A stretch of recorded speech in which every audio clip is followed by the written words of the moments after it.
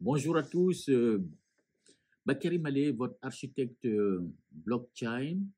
Nous voici sur notre troisième module de courte vidéo dans laquelle nous allons parler de l'étude comparée des différentes catégories de blockchain, à savoir les blockchains publics et les blockchains privés. Notamment ici, Hyperledger Fabric. Comme on peut le constater ici, les blockchains publics sont décentralisées. Elles ont un seul registre partagé. Elles sont humiliables, comme on l'a vu dans notre première vidéo, que la blockchain faisait la traçabilité, en tout cas l'historique des assets, donc ce qui permet de la rendre humiliable, infalsifiable.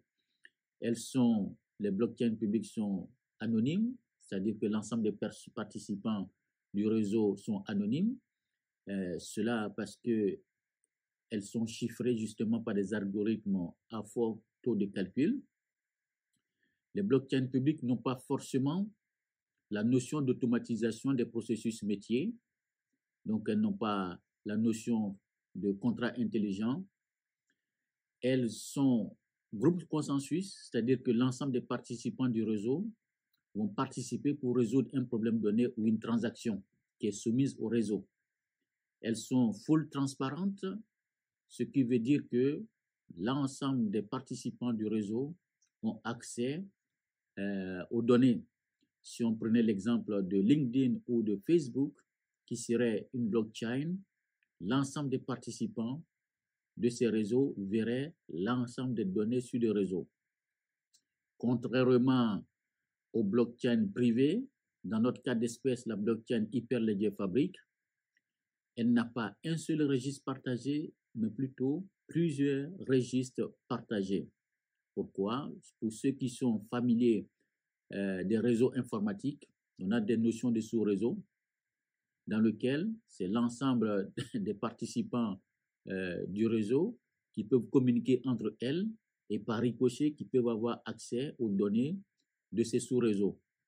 Donc ici, dans le cadre d'espèces de Hyperledger Fabric, on a la notion de consortium dans laquelle les participants du consortium ont accès au registre et non pas l'ensemble du réseau Hyperledger Fabric. Elles ne sont pas anonymes parce que quand on est dans le domaine du B2B, on n'a pas forcément, on a besoin de connaître nos employés, on a besoin de connaître par exemple les entreprises avec lesquelles on commerce. Un État a besoin de connaître ses citoyens. Elles ne sont pas groupe consensus, ce qui veut dire que c'est l'ensemble, ce n'est pas l'ensemble des participants du réseau qui vont participer à résoudre un problème ou à traiter une transaction, mais plutôt à l'ensemble des participants du canal ou du sous-réseau, si je peux me le permettre, qui seront sollicités pour résoudre un problème donné ou une transaction. Elles ne sont pas full transparentes, tout simplement parce qu'on ne permet pas à l'ensemble des participants du réseau d'avoir accès à toutes les données. On ne va pas permettre à l'ensemble des citoyens d'avoir accès aux bases de données des états civils ou, par exemple, accès aux bases de données des pièces d'identité. Donc, il appartient au service de l'État spécifique qui aura accès à cette base de données ou, par exemple, dans une entreprise, quand on ne va pas permettre à l'ensemble des employés d'avoir accès à l'ensemble des informations ou des bases de données et en fonction de l'habilitation des employés ou des cadres dirigeants de la société, on a accès à des données confidentielles en fonction de notre habilitation.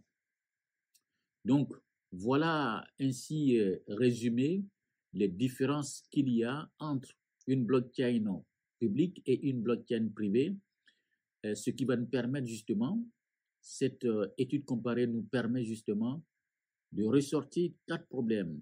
Et ces 4 problèmes qui seront à considérer quant à la mise en place de la transformation digitale dans le domaine du B2B, dans le domaine du B2B blockchain, que nous allons aborder dans notre prochaine vidéo qui va suivre incessamment. Je vous remercie de votre attention et à très bientôt. Au revoir.